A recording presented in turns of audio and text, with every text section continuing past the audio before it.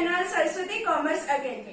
तो फ्रेंड्स, आज हम करने वाले हैं chapter 1 company accounts, issue of shares. आज हम इसका पूरा जो एक शेयर्स वाला टॉपिक है, आज हम उसका एक नेक्स्ट पार्ट करेंगे। हमने अपने पिछली वीडियो में सीखा था कि व्हाट आर शेयर्स, कि शेयर्स क्या होते हैं और इसके कितने टाइप्स होते हैं। और हमने सीखा था उसके अंदर 2 टाइप्स होते हैं, preference shares and equity shares. और प्रेफरेंस शेयर क्या होते हैं कि जिन शेयर होल्डर को ये प्रेफरेंस दी जाती है कि उनको एक फिक्स डेट से डिविडेंड मिलने वाला है। वाइंड अप जब कंपनी का होगा तो उनको सबसे पहले मनी वापस कर दी जाएगी, मनी रिटर्न करने का राइट भी सबसे पहले उन्हीं को ही होगा। तो हमने इसके बारे में ये सब कुछ सीखा था। तो आज हम करने वाले हैं कि प्रेफरेंस शेयर्स के आगे कौन कौन से फर्दर टाइप्स होते हैं। तो फ्रेंड्स, अगर आप चैनल पे न्यू हो तो चैनल को सब्सक्राइब कर दीजिए, वीडियो को लाइक कर दीजिए, बेल आइकन को प्रेस जरूर कर दीजिएगा ताकि आपको आगे आने वाली वीडियोस का नोटिफिकेशन मिलता रहे। तो अब देखते हैं कि इसके अंदर टाइप्स क्या क्या होते हैं। फर्स्ट इसके अंदर टाइप बता रखे क्यूमुलेटिव प्रेफरेंस शेयर। अब यहाँ पे क्यूमुलेटिव का मतलब क्या है कि क्यूमुलेटिव का मतलब होता है इकट्ठा होना।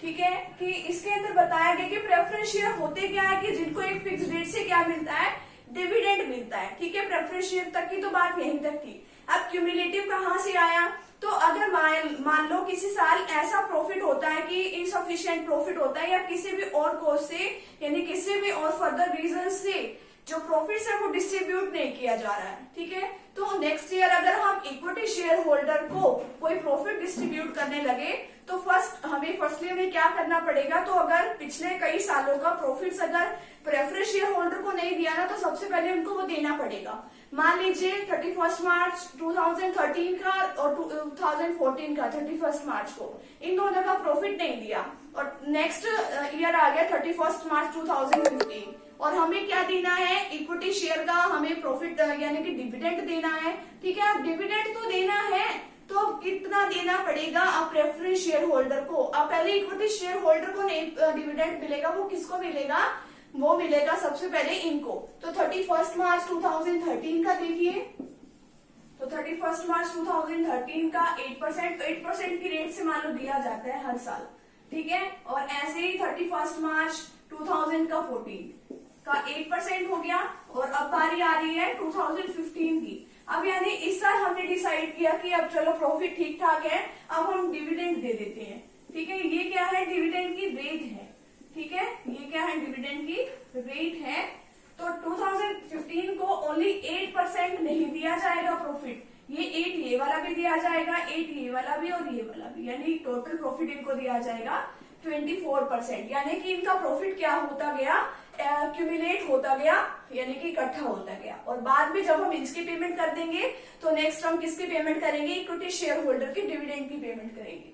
नेक्स्ट आता है non cumulative shares. Non cumulative shares क्या होते हैं, प्रेफरेंस शेयर, यानी कि ये वो प्रेफरेंस शेयर होते हैं कि जिनका जो डिविडेंड होता है अगर वो किसी भी रीजन से पिछले साल नहीं दिया गया तो वो नेक्स्ट ईयर मिलने वाला नहीं है, उसके बाद नेक्स्ट ईयर उतना ही मिलेगा जितना कि उस साल मिलना चाहिए। ठीक है, वो यानी पिछले साल का नहीं मिलेगा। जैसे कि अगर ये वाला ही केस हो जाए, 13-14 में डिविडेंड नहीं दिया गया, 15 में देने की बात कर रहे हैं, तो ओनली 8% ही मिलेगा, ये दोनों सालों का इकट्ठा होगा ही नहीं।